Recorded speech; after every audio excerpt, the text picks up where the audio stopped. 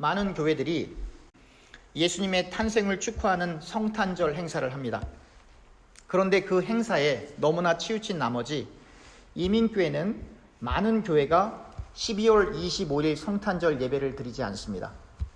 12월 25일 성탄절 예배를 드리는 교회도 그 전날 크리스마스 이브 행사에 몰입하여 예배 시간에 대부분의 교인들이 졸거나 예배에 참석하지 못하는 경우가 많이 있습니다. 성경 어디에도 예수님의 탄생을 축하하라는 구절은 없습니다. 심지어 예수님이 태어나신 날이 12월 25일이라는 역사적 근거도 없습니다. 예수님이 태어나신 것은 분명하지만 언제 태어나셨는지 정확한 예수님의 생일을 아는 사람은 아무도 없다는 말입니다. 참으로 이상하죠? 하나님의 독생자 외아들 예수님은 마구간에서 태어나셨는데, 그리고 예수님의 생일은 언제인지도 모르는데, 오늘날 사람들은 마구간보다 훨씬 좋은 병원에서 태어나고 생일상을 받는 것을 넘어서 추도식에 이르기까지 사람을 기념하는 일에 많은 심혈을 기울이고 있습니다. 물론 저는 이해합니다. 하늘나라에 먼저 가신 사랑하는 부모님 혹은 자녀를 잊지 못해 자식으로서 혹은 부모로서 추도식을 갖는 것은 당연하지요. 그러나 우리가 한번 생각해 보아야 할 것이 있습니다. 예수님의 출생과 현 시대에 성탄절을 보내는 교회에서 무엇을 하고 있는가에 관한 것입니다. 교파에 따라 절기가 있고 교회력이 있습니다. 그 교회력에 따라 예배를 집리하는 것은 각각의 교단을 가지고 있는 중요한 특성이 될 것입니다. 그런데 12월 25일은 기독교뿐만 아니라 모든 세상 사람들도 다 알고 있는 크리스마스입니다. 다시 말하면 보편적인 휴일이 된 셈이죠. 물론 세상 사람들은 예수님의 탄생에 관하여 전혀 상관하지 않습니다. 사실 크리스마스는 비즈니스하기에 아주 좋은 날입니다. 그런데 교회가 크리스마스를 예수님의 탄생을 축하하고 하나님께 신령과 진정으로 드리는 예배보다 어떠한 특정한 행사에 더욱 치중한다면 과연 세상 사람들이 즐기는 크리스마스와 교회에서 행해지는 크리스마스의 차이가 무엇이란 말입니까?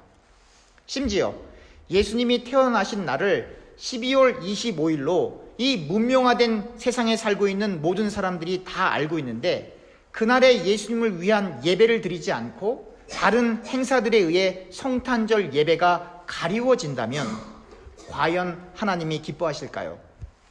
성탄절은 매해 돌아올 것이고 매 성탄절 기간은 축제의 분위기 혹은 쇼핑을 부추기거나 혹은 그러한 것들을 광고하는 그러한 광고지들로 도배가 되고 사람들은 들떠 있을 것입니다.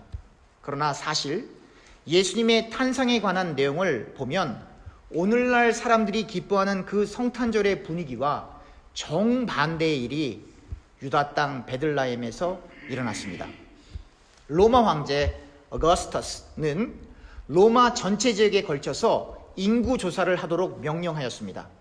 로마에 속한 모든 지역에서는 사람들이 원래 자신이 속해 있는 고향으로 돌아가 인구 조사를 위해 등록을 해야만 했습니다. 마리아와 약혼을 한 요셉은 다윗 왕의 후손이었기 때문에 요셉은 다윗이 오래전에 살았던 유다 땅 베들레헴으로 가야 했습니다. 요셉과 함께 나사렛에서부터 베들레헴으로 올라온 마리아는 아기를 낳을 때가 다 되어 베들레헴 마구간에서 아이를 낳아 1000조각으로 아이를 포근히 쌓은 후 말이나 소와 같은 동물에게 먹이를 먹이기 위해 만들어진 여물통에 아이를 놓았습니다. 마리아가 마구간에서 아이를 낳을 수밖에 없었던 이유는 요셉뿐만 아니라 인구조사 때문에 등록하러 온 많은 다른 다윗의 후손들로 인하여 베들레헴이 가득했고, 이미 여관은 다른 사람들로 가득 차 요셉과 마리아가 여관에 머물 수 없었기 때문입니다.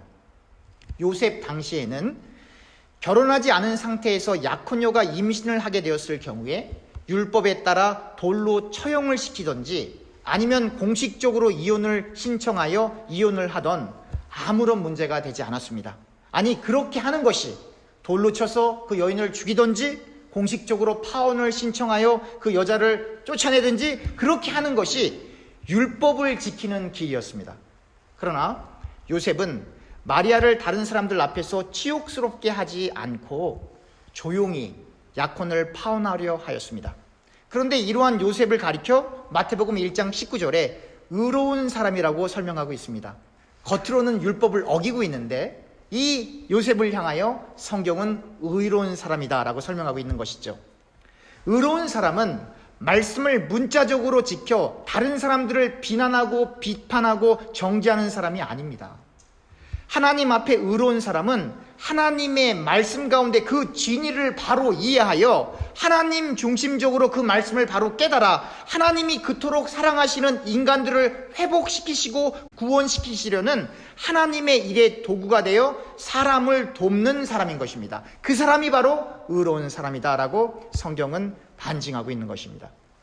그래서 율법이 말하고 있는 그 문자적 의미와는 정반대로 마리아와 조용히 관계를 정리하려고 하는 요셉을 율법에 합당한 의로운 사람으로 마태복음은 기술하고 있는 것입니다. 이렇게 선한 양심으로 하나님의 마음에 합한 요셉에게 하나님의 천사가 꿈속에 나타났습니다. 그리고 천사는 다음과 같이 말합니다. 다윗의 아들 요셉아, 마리아를 너의 아내로 삼는 것을 두려워하지 말아라. 마리아의 아이는 성령으로 인해 임신된 것이니 마리아는 아들을 낳을 것인데 요셉 너는 그 아들을 예수라 이름을 지어라. 왜냐하면 예수는 그의 백성을 그들의 죄로부터 구원할 것이기 때문이다. 동정녀 마리아가 예수님을 임신하여 출산하게 되는 이러한 일은 구약의 선지자를 통하여 이미 예언된 것으로 하나님의 말씀을 성취하기 위해 일어난 것이라고 마태복음은 또한 설명하고 있습니다. 마태복음 1장 23절입니다. 보라, 처녀가 잉태하여 아들을 낳을 것이고 그의 이름은 임마누엘이라 하리라 하셨으니 이를 번역한 즉 하나님이 우리와 함께 계시다 함이라. 요셉이 잠에서 깨어났을 때 주님의 천사가 명령한 대로 마리아를 아내로 삼았습니다. 마리아가 아들을 낳을 때까지 동침하지 않았고 요셉은 마리아가 낳은 아들을 예수라고 이름을 지어주었습니다. 예수라는 이름은 두 가지 의미가 있습니다. 구약에 여호수아의 그리스어 표기인 예수는 그 뜻이 하나님이 구원하신다이고, 오늘 마태복음의 본문에서 예수님을 임마누엘로 부른 것을 말할 때에는 그 뜻이 하나님이 우리와 함께 하신다입니다. 다시 말하면 구원자이신 예수님은 하나님이 구원하신다라는 뜻과 하나님이 우리와 함께 하신다라는 임마누엘의 뜻이 합해진 것입니다. 그러므로 하나님의 구원의 역사의 중심에 서 계신 예수님과 그 하나님의 구원의 역사에 동참하는 예수 그리스도의 영이 내주하는 예수의 제자들에게 하나님께서 함께 하신다는 것입니다. 그러니까 저와 교우님들이 하나님께서 선택한 하나님의 백성을 구원하기 위해 예수의 이름으로 나아갈 때 그 예수님이 성령을 우리 안에 내주하심과 동시에 하나님이 실제적으로 우리와 함께함으로 그 임마누엘의 예수가 여러분들과 저의 주인이 되어 우리를 이끌고 가신다라고 하는 내용이 담겨 있는 것입니다. 예수님이 태어나신 날은 참으로 기쁜 날이지만 예수님은 사람들에게 축복을 받으며 태어나지 못하셨습니다. 결혼하지 않은 상태에서 아이를 낳는 것이라 요셉의 마음이 참으로 무거웠을 것입니다. 예수님은 또한 일반인들이 거주하는 집에서 태어나신 것도 아니었습니다. 베들레헴으로 인구조사 때문에 등록하러 와서 비어있는 여관방이 없어서 그저 마구간에서 아이를 낳아야만 했습니다. 동방에서부터 점성술사, 다시 말하면 천체를 보고 인간의 일과 세상에 일어날 혹은 영향을 줄 일을 해석해내는 마법사들이 별을 보고 유다의 왕이 태어날 것을 예측하였습니다. 그리고 이 점성술사들은 유다의 왕을 경배하기 위해 동방에서부터 예루살렘으로 왔던 것입니다. 사랑하는 교우님들 가운데 어떻게 이러한 일이 있을 수 있습니까? 라고 반문하시는 분, 질문하시는 분도 있겠죠. 동방박사가 아니라 점성술사라니요? 라고 질문하시는 분들도 계실 것입니다. 사실 동방박사라는 표현은 성경에 없습니다. 동방으로부터 박사들이라고 표현이 되어 있고 그 박사는 그리스어 원형이 마가스이고 그 뜻은 점성술사 혹은 마법사입니다. 다시 말하면 동방에 있던 점성술사 혹은 마법사들이 별을 연구하다가 유다 왕의 별이 일어나는 것을 보고 그 별을 따라서 예루살렘까지 오게 된 것입니다. 흔히 동방박사가 3명으로 알고 있는데 여러분 성경을 자세히 보십시오. 3명이라고 안 써 있습니다. 성경에 3명으로 기록되어 있지 않습니다. 사실 정확히 얘기하면 몇 명의 점성술사들이 예수님께 왔는지 알 수가 없습니다. 이 점성술사들은 동방 어디에 왔는지 성경에 기록되어 있지 않지만 분명히 예루살렘까지 오는 데에는 긴 여행을 해야 했을 것입니다. 그러므로 예수님이 태어나신 이후에 하늘에 예수님의 탄생을 알리는 별이 뜬 것이 아니라 예수님이 탄생하시기 이전부터 이미 하늘에 예수님의 탄생을 알리는 유다의 별이 떠 있었던 것입니다. 혹 노파심에 오늘 제 설교를 듣고 집에 가시다가 점성술사들이 별을 보고 예수님의 탄생을 발견했으니 참 용하다 하고 생각해서 오늘 별점 보시러 가시면 안 됩니다. 걱정이 돼요. 헤롯 왕이 이 점성술사들의 말, 즉 유다의 새로 태어난 왕이 어디 있습니까? 우리가 그 별이 일어나는 것을 보고 그를 경배하기 위해 왔습니다 라고 하는 것을 듣게 되었을 때 헤롯 왕은 대단히 당황했고 대단히 불안해했습니다. 헤롯은 당장 대제사장과 서기관들에게 그리스도가 어디서 태어나는지를 물었고 그들로부터 유다 베들레헴에서 태어나게 될 것이라고 하는 것을 알게 되었습니다. 헤롯은 비밀리에 이 점성사들과 따로 대화를 했고 별이 처음 나타났던 시간을 알게 되었습니다. 그리고 점성술사들에게 말하길 베들레헴에 가서 아기를 찾게 되면 자기에게 와서 알려달라고 했습니다. 그리고 헤롯도 알려주면 거기로 가서 그리스도를 경배할 것이라고 말했습니다. 점성술사들은 별의 인도를 받아 예수님이 태어나신 곳으로 갔고 예수님이 태어나신 곳에 머문 그 별을 보고 기뻐했습니다. 그들은 집에 들어가 마리아와 함께 계신 예수님께 엎드려 경배하고 여러분들이 잘 아시는 것처럼 황금, 유향, 모략을 선물로 드렸습니다. 점성술사들은 꿈속에서 하나님이 헤롯에게 가지 말라는 경고를 들었기 때문에 이들은 다른 길을 택하여 그들의 나라로 돌아갔습니다. 점성술사들이 떠난 이후에 주님의 천사가 요셉의 꿈에 나타나 헤롯이 아이를 죽이기 위해 찾을 것이니 내가 돌아오라고 할 때까지 아이와 엄마와 함께 이집트로 도망을 가서 그곳에서 지내라고 했습니다. 그날 밤 요셉은 아이와 마리아와 함께 이집트로 떠났고 헤롯 왕이 죽을 때까지 그곳에 머물러 있었습니다. 그런데 이러한 일은 구약의 선지자 호세아의 예언, 즉 호세아 11장 1절에 내가 이집트에서 내 아들을 불렀다라고 하는 말을 성취하게 된 것입니다. 헤롯은 이 점성사들에게 속은 것을 알고 이들이 별이 처음 보기 시작한 시점을 계산하여 베들레헴에 있는 2살 그리고 2살 아래에 있는 모든 남자 아기들을 죽이라고 군사들을 보냈습니다. 결국 라헬이 그 자식이 없어서 슬피 울고 위로받기를 거절했던 것처럼 그렇게 베들레헴은 헤롯 왕에 의해 2살 이하의 아이들이 살해당함으로 베들레헴 전체에 아기 엄마들의 울음소리로 가득 메워짐으로 예레미야의 예언이 성취되었던 것입니다.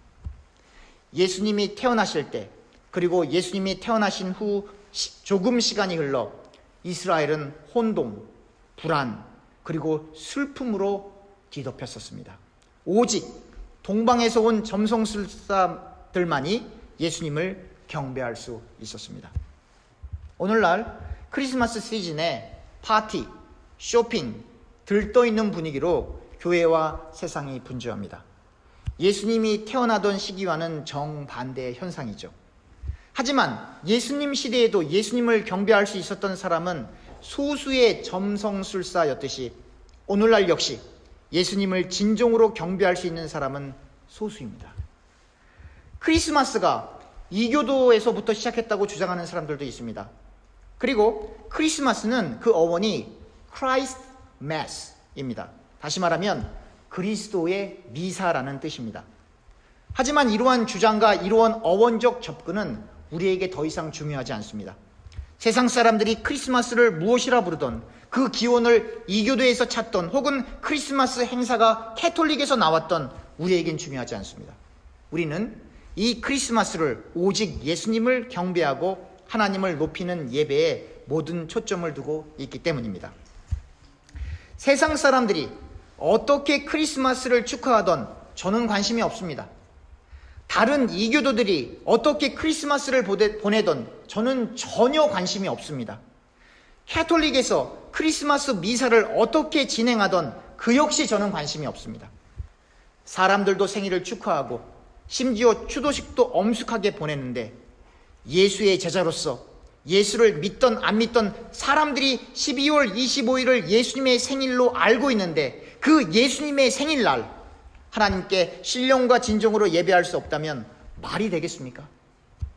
저는 오늘 교우님들께 한 가지 부탁을 드리려 합니다. 특별히 장로님들은 꼭 기억하십시오. 앞으로 교회가 크리스마스 행사를 하게 될 것입니다. 그러나 그 행사가 12월 25일 날 드려질 성탄절 예배에 방해가 된다면, 그리고 그 행사로 인하여 성탄절 예배를 신령과 진정으로 드릴 수 없다면 전부 하지 말기를 부탁드립니다. 꼭 기억하십시오. 또한 창조주 하나님께서 이 땅의 가장 낮은 자리에서 태어나셨고, 그리고 공생의 기간 중 가장 낮은 자리에서 사람을 섬기셨고, 끝내는 가장 저주받는 십자가에서 처형을 당하신 사실을 우리가 기억하여 철저한 자기 부인으로 하나님께 영광을 돌릴 수 있는 저와 교우님들의 귀한 생애가 되기를 간절히 소원합니다. 기도하겠습니다.